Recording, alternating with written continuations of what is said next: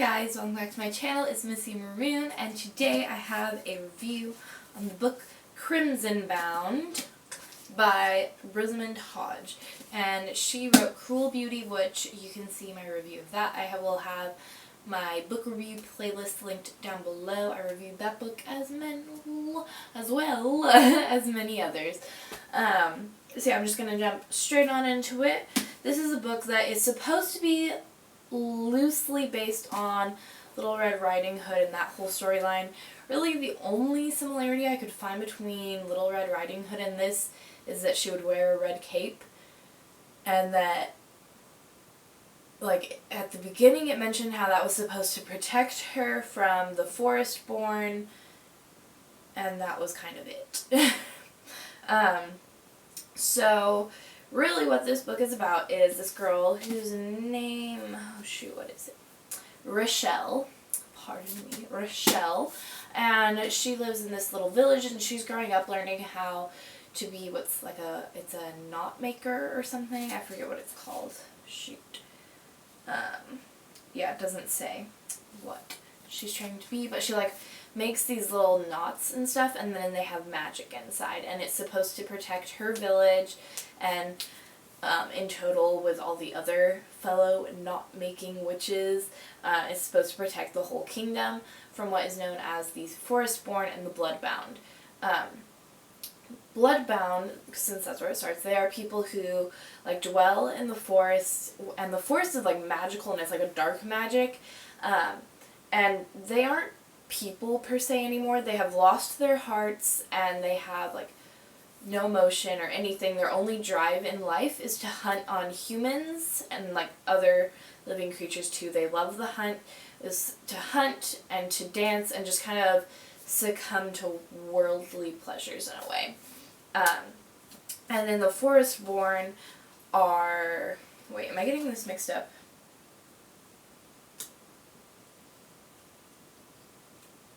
Oh. Okay. Sorry. Yeah. Forestborn. They're the ones that are, at the top, non-humans. Bloodbound are the ones who are created by Forestborn. So they are people who are marked, usually by a red dot anywhere on their body. Rochelle was marked at her neck, I believe it was. And they are marked by the Forestborn, and they are given a choice of to kill someone within 3 days or to die themselves. And so Rochelle is obviously marked as a Forestborn, and she decides to kill her aunt. She comes home one day from being out in the woods. It's the third day or something, and she's just trying to decide what to do, being torn up inside about what to do, and inside is her Forestborn with her aunt just about dead, and he's either you can die now and she dies a long, slow, painful death, or you can just kill her right now and become bloodbound. And so she is a survivor, and she's you know what, no, I'm gonna live, and gosh dang it, and I'm going to try to give my aunt a somewhat better death. So she kills her aunt, but right before she does, her aunt slips this little needle in her hand, and that needle turns out to become really important later on in the book, but I won't really get into that because that is spoilery.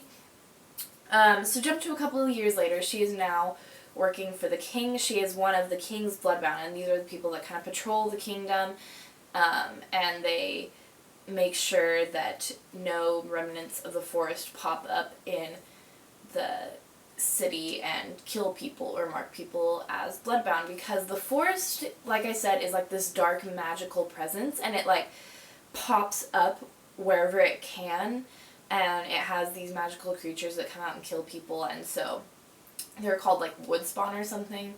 And so she's doing that, and she's great at it, and she has a little bit of a somewhat romance thing going on with her boss, who is the head of the king's bloodbound. His name is Eric. I love Eric. And everything is going great, and then while she's on patrol one night, she has to kill this Bloodbound before she turns into Bloodbound, and her Forestborn suddenly appears. And she's like, whoa, man, and she had vowed to kill him. So she's like trying to get in her mind to kill him, but she's so shocked that he gets a chance to speak to her, and he's like, hey, just letting you know, before the summer is over, the Devourer is coming back. And the Devourer is like, oh, man, that is a hard word to say.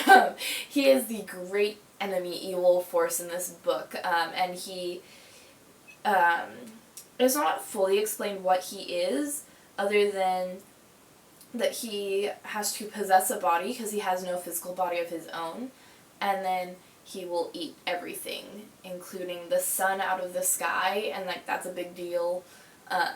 And no one really believes that the Devourer even existed and stuff. They kind of were like, oh, that's old folklore. This city, this kingdom is extraordinarily like French. Like all of their names, everything about them is very, very French, like around like up before the revolution, obviously. But like I can't think exactly when in the date it was. I think it was around the time of the revolution, but I don't know. I'm not very educated in French court history. But anyways, and so they're like, oh no, that's just old mythology raised by those darn pagans and stuff. But there are a couple people that believe the Devourer, and Rochelle, obviously being bloodbound, knows that he exists. And so she's like, you know what? I did not kill my aunt in vain, so I'm going to kill the Devourer. And she sets out on this mission to find these swords, because there are only 2 swords in the world. Joya's is one of them, I forget the name of the other, that can kill the Devourer. And she is stunted in this mission a little bit by the fact that she has to become the personal bodyguard to one of the king's illegitimate sons, who is named Armand. And Armand is kind of seen as a saint around the kingdom, because he was marked as bloodbound, but he did not kill anyone, and yet he's still alive. The only like thing they can see is that both of his hands are cut off, so he like wears these silver hands that his dad gave him. And Rochelle obviously hates him because he makes her doubt in the fact that she had to kill her own aunt, and like it angers her a lot. And so like there's this whole thing with that, and there's Armand, and he is obviously part of what becomes a love triangle between Rochelle, Eric, and Armand. Armand sucks. But Armand is moved to this palace. It's like a chateau or something out in the countryside, and so they all go there, and Eric comes with them, obviously, because he's protecting the king who goes there.